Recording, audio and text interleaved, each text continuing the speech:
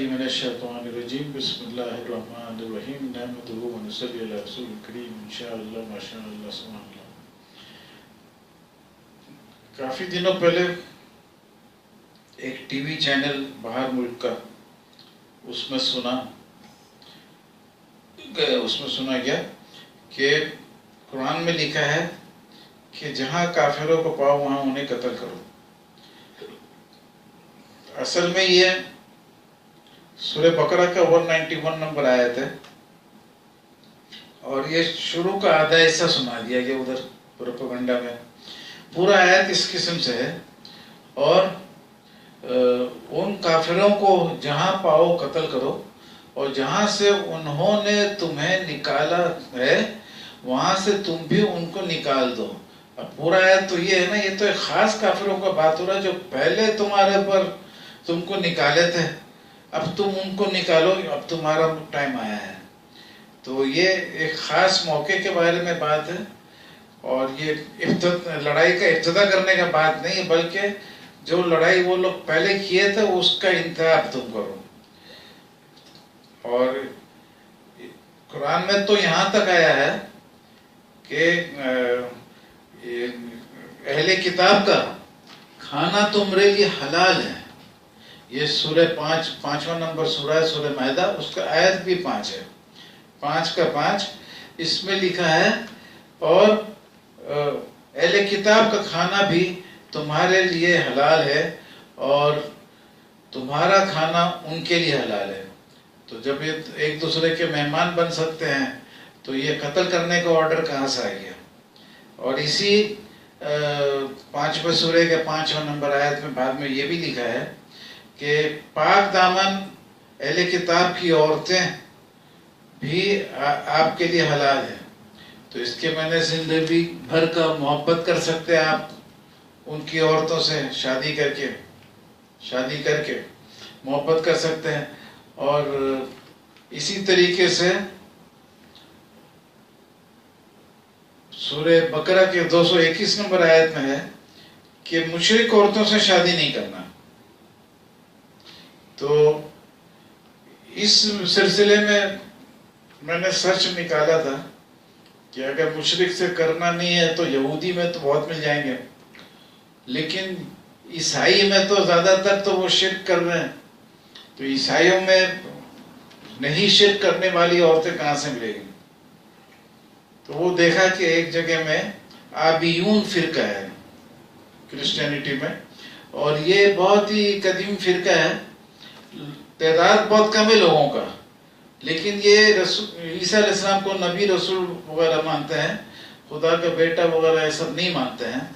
تو یہ بات تو ہم لوگوں کو دنیا میں خوب اچھے سے پھیلانا چاہیے اور عیسائیوں کو بتانا چاہیے، دیکھو تمہارا جو عیسائی مذہب کا ابتدا تھا اس میں تو یہی تھا کہ نبی ہیں رسول ہیں، یہ تم نے بعد میں خدا کا بیٹا اور الہ بنانا شروع کر دیا۔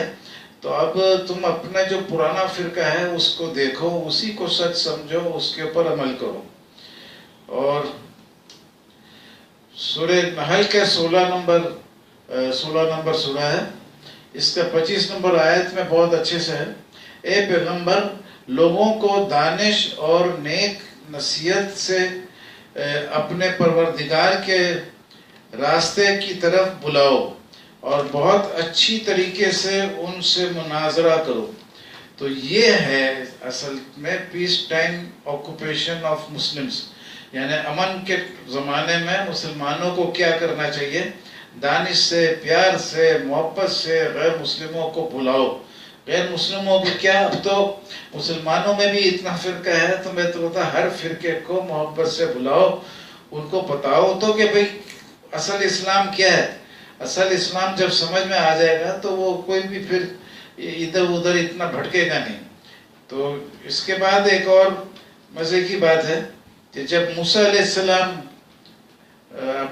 بنی اسرائیل کو چھوڑ کے اللہ کی طرف جاتے ہیں اور شاید 40 دن کتنا رہتے ہیں، اور پھر جب واپس آتے ہیں تو ایک بچڑا بنا کے اس کا پوجا کر رہے تھے لوگ۔ تو بائبل میں بھی ہے، خروج کا باب ہے 32 نمبر چیپٹر ہے اور اس کا آیت نمبر 26, 27, 28 میں ہے کہ تم ایک دوسرے کو, جو لوگ بچڑے کا پوجا کیے تھے, قتل کرو. تو اسی طریقے سے سورہ بقرہ میں بھی ہے 54 نمبر آیت میں کہ جو بچڑا کا پوجا کیے تھے ان کو قتل کرو. تو اب بات یہ ہے کہ اگر یہودی یا ہندو انڈیا کا ہندو بولنا شروع کر دے کہ مسلمانوں کے کتاب میں لکھا ہے کہ جو بچڑے کا پوجا کیا تھا اس کو قتل کرو, تو اب وہ لوگ اگر پروپیگنڈا کریں گے کہ اب ہم لوگ انڈیا میں تو گائے کا پوجا کرتے ہیں تو یہ مسلمان لوگ ہم کو قتل کرے گا, تو مسلمان اور یہودی کو بھی بولیں گے کہ تمہارے کتاب میں لکھا ہوا ہے تورات میں کہ قتل کرو, تو اب تم ہم لوگ کو قتل کرو گے. تو یہودی بھی زور سے بولے گا, کرسچن بھی بولے گا اور مسلمان بھی بولے گا تم آؤٹ آف کنٹیکسٹ کوٹ کر رہے ہو, سب یعنی اس کے ہٹ کے بات کر رہے ہو, ایسی کوئی بات نہیں, وہ اس زمانے کا تھا, وہ ختم ہو گیا. تو اس طریقے سے یہ پروپیگنڈا کرتے ہیں. تو ابھی جیسا اگر تورات کے خلاف کریں گے تو یہودی اور کرسچن بھی چلائیں گے. تو ابھی اسی طریقے سے مسلمانوں کو چاہیے کہ تھوڑا علمی محاذ پر آئے اور جو یہ علم کی باتیں ہیں اس کو اچھے سے پھیلائیں, کیونکہ یہ پھیلانے سے بہت سارا پروپیگنڈا ختم ہو جائے گا. اور یہ ایسا پھیلانے کا کام ہے کہ اس پہ کسی کو شکایت بھی نہیں ہوگا کیونکہ سچ بات کر رہے ہیں آپ. یہ کوئی دہشت گردی بھی نہیں ہوگا, کوئی خودکش حملہ والا بھی فعل نہیں ہوگا. تو یہ تو ایک امن والا فعل ہوگا اور حق کے طرف بلانے کا فعل ہوگا اور امن کے طرف بلانے کا فعل ہوگا. اس میں سستی کرنا اپنا آخرت خراب کرنا ہے, اس لیے اس میں چستی لائیے اور اس کو پھیلانے کے لیے خوب کوشش کریے. اللہ آپ کے دنیا اور آخرت دونوں بہتر کرے گا. آمین.